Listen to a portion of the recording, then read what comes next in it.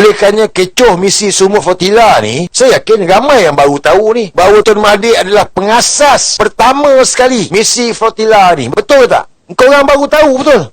Muslim majoriti baru tahu yang Tun Mahathir lah pengasas yang sebenar ni, bukan Anwar Ibrahim. Bukan itu saja, saya dah bagi tahu dah. Kau pergi tengok aman Palestin tu, aman Palestin yang selama ni bantu Palestin ni, yang difitnah kata songlap duit lah apa semualah, yang dibekukan akaun, disekat oleh Anwar Ibrahim. Tun Mahathir juga banyak benda. Kalau nak cerita pasal Mahathir bin Mohamad ni, banyak benda. Tapi Tun Mahathir tak pernah pun claim ke apa semua. Samalah macam dengan pemimpin-pemimpin dunia. Kau orang sendiri boleh tengok kot Tun Mahathir punya ketegasan dengan pemimpin dunia. Sebab itu bila Tun Mahathir bagi tahu, jangan panggil Trump datang, kita kena tolak kedatangan Trump. Sepatutnya semua pemimpin yang ada ni, ahli parlimen, menteri kerajaan, pegawai kerajaan, pegawai duta apa semua ni, termasuklah Anwar Ibrahim, kena dengar lah cakap orang tua tu. Sebab Tun Mahathir tahu. Lepas tu Anwar, nak cakap depan-depan. Guys, saya nak buka satu cerita lah. Ini boleh pergi cek tengok lah. Satu ketika dulu, waktu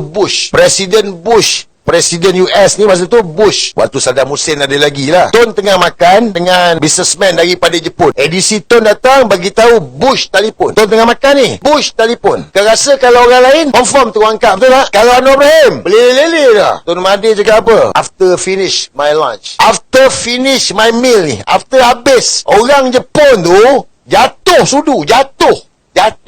Sebab apa? Terkejut. Mahathir bin Mohamad yang kecil molek ni, ASEAN punya pemimpin ni, Malaysia boleh bagi tahu Kak Bush macam gitu, tunggu tengah makan. Ini bukan cerita bohong, ini cerita betul. Margaret Thatcher tu macam tu je dia smash. Dalam PBB macam tu je dia smash. Zionis pun Anwar sekarang baru cerita-cerita nak acah. So satu dunia tahu Mahathir bin Mohamad. Saya cerita ni bukan pasal nak suruh kita puja tu, tak, tapi untuk kita kenal yang mana permata, yang mana kaca.